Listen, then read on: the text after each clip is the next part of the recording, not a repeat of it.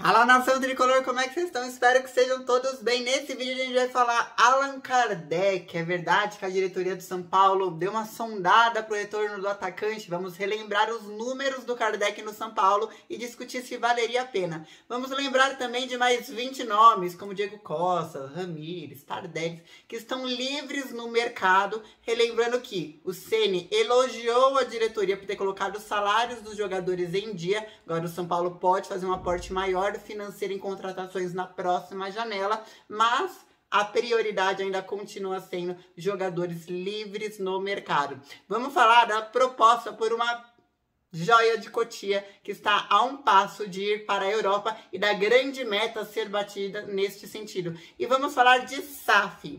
É verdade que o São Paulo pode ser vendido por 1,5 bilhões de reais. Esse seria o valor do patrimônio total do São Paulo, já levando em consideração dívidas, jogadores, estádio, etc. Vamos falar um pouquinho sobre a previsão de SAF no São Paulo. Meu nome é Laila Reis, eu estou à frente da equipe do SPFC.net há 10 anos. Cobrindo política, cobrindo SAF, estatuto, campeonatos, cobrindo de tudo, janela de transferências. Tenho o prazer de estar aqui com boas e más notícias todos os dias. Só um recadinho rápido. Tá vendo essa cadeira linda aqui, ó?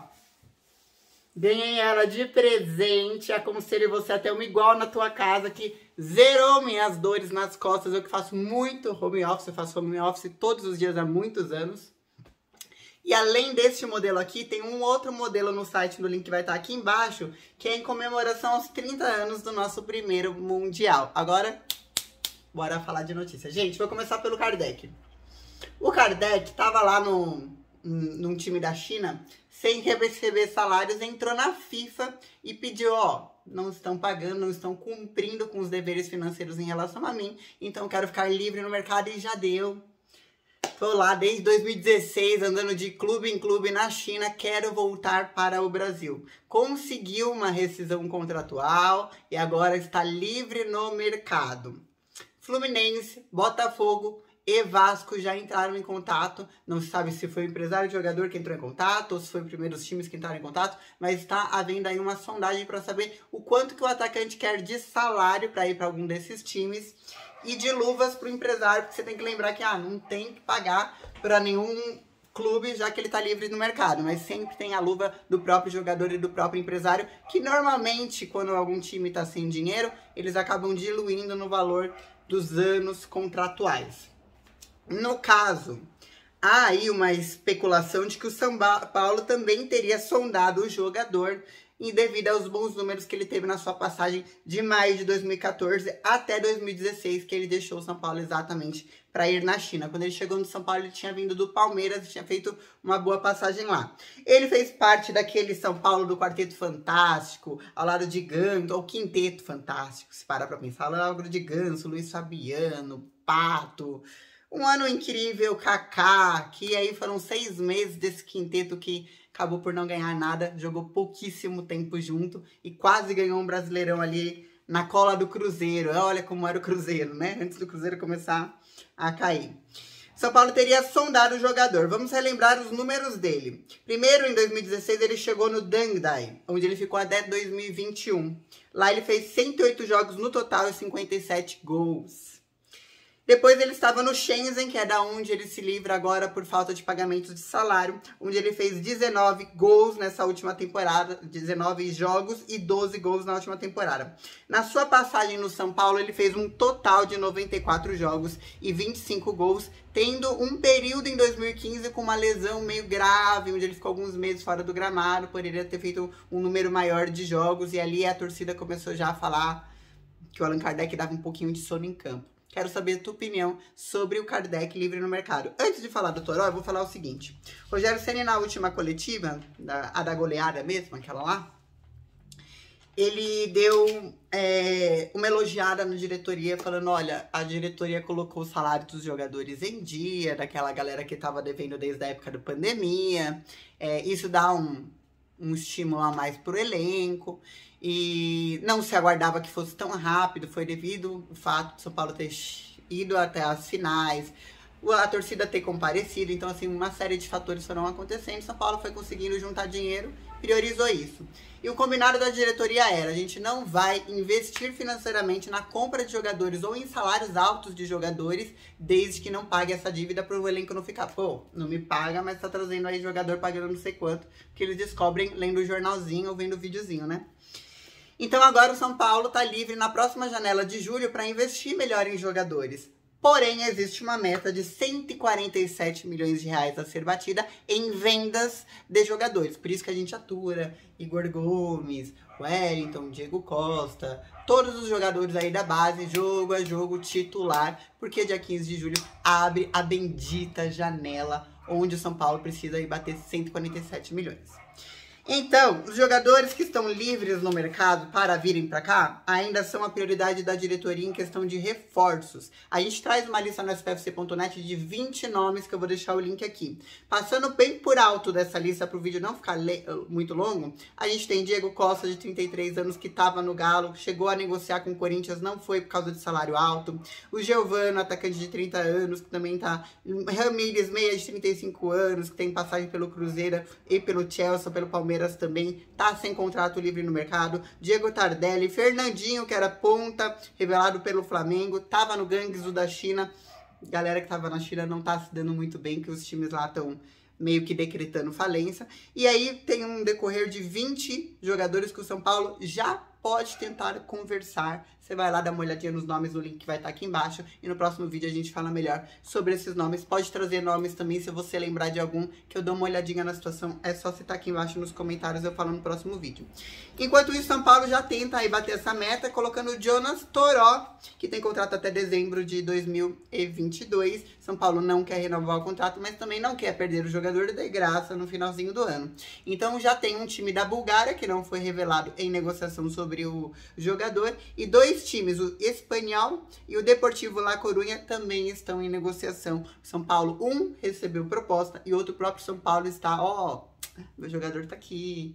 Lembrando que ele passou por empréstimo pro Atlético Goianiense e para o Goiás, não se firmou, tá com 22 anos de idade, fez apenas 4 jogos nesta temporada. Toró, tomara que seja vendido aí e nos ajude, e boa sorte aí na tua carreira. Vamos falar de SAF, vamos falar de valor, vamos entender como que está acontecendo 1,5 bilhões de reais pelo São Paulo. Calma aí. O Cosme Rimoli, a gente já deu aqui primeiro no YouTube, no nosso canal, que o São Paulo está fazendo reunião quinzenal sobre constituição de SAF, separação do futebol e do social, como é que isso funciona, valor patrimonial, que é o primeiro passo para a constituição de SAF, como a gente viu aí, venda do Cruzeiro, de tantos outros times, mas eles tiveram que dizer, ok, quanto vale este time? Agora, depois que se faz um estudo patrimonial, esse time vale tanto. E tem que sempre lembrar que existem estádios, existem os jogadores como patrimônio, existe CT, existe aí o CT também de Cotia, o clube social, mas existem também valores que são imensuráveis, como o poder de marca, a história de conquistas, enfim, existem valores que são imensuráveis, você tem que colocar tudo isso, você tem que mensurar tudo isso, o poder com a torcida, o marketing, enfim. Tudo se torna meio que um produto na hora que a gente vai olhar o valor patrimonial de cada um. E a gente também tem que olhar como é que faz chegar nesse valor patrimonial para as dívidas. No caso, São Paulo tem mais de 700 milhões de reais em dívidas e só cresce. Parabéns! Antes, o Leco botava a culpa no Aidar, o Aidar botou no Juvenal, e agora o Casares bota no Leco, e assim vamos, continuando crescendo essa dívida.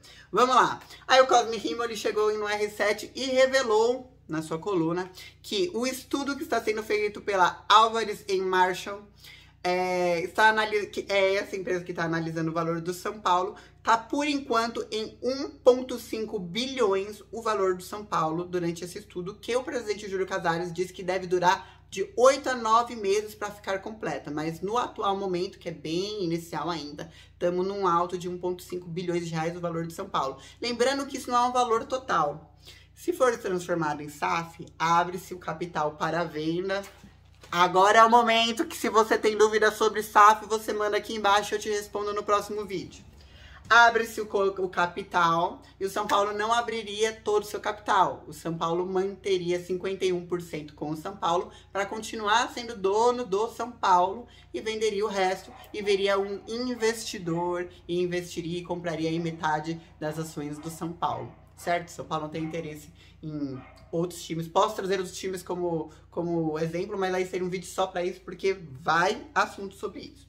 Então ficaria 1,5 bilhões. Lembrando que o presidente Júlio Casares e o presidente do Conselho Deliberativo, o Outen Aires, já falaram sobre o assunto. E ambos já se manifestaram um pouco contra. E aí vem um pouquinho da verdade que eu trago para vocês. O Jorge Nicola falou no último vídeo dele, olha, o São Paulo tem aí conselheiros com pensamento muito conservador em relação à SAF, porque eles têm medo de perder o poder. Eu até largo meu caderno para falar sobre isso. Com toda certeza, com toda certeza. O São Paulo, a discussão da SAF é muito importante a gente lembrar que ela nasce no São Paulo. Do Rodrigo e do Mansur, ela nasce no São Paulo. Na época que a gente discutiu esse novo estatuto que está em vigor, que a gente tinha o Rogério Raman discutindo, a gente tinha uma verdadeira, a gente quase se tornou pioneiro mais uma vez na história em um assunto revolucionário. Mas quando a gente vê essa nova gestão trazendo uma tentativa de alteração de estatuto, como aconteceu em dezembro, que a gente teve que ver sem Assembleia Geral e falar que foi uma tentativa de golpe, a gente vê que o São Paulo está novamente na contramão de toda a modernização do futebol, daquilo que se tornou. Então, assim, o São Paulo não está, como o Casares e o Outen disseram, não está a caminho da SAF. Vai estudar novos formatos com uma assessoria junto com o valuation, que ele fala, com o estudo de valor, vai estudar novos formatos de gestão. Então, assim, não imagino, e o próprio presidente do conselho e do clube já disseram que não existe aí a curto, médio prazo uma constituição de SAF no São Paulo, porque os nossos queridos cardeais, diretores, presidente, gestores, conselheiros, amadores, não querem largar o osso.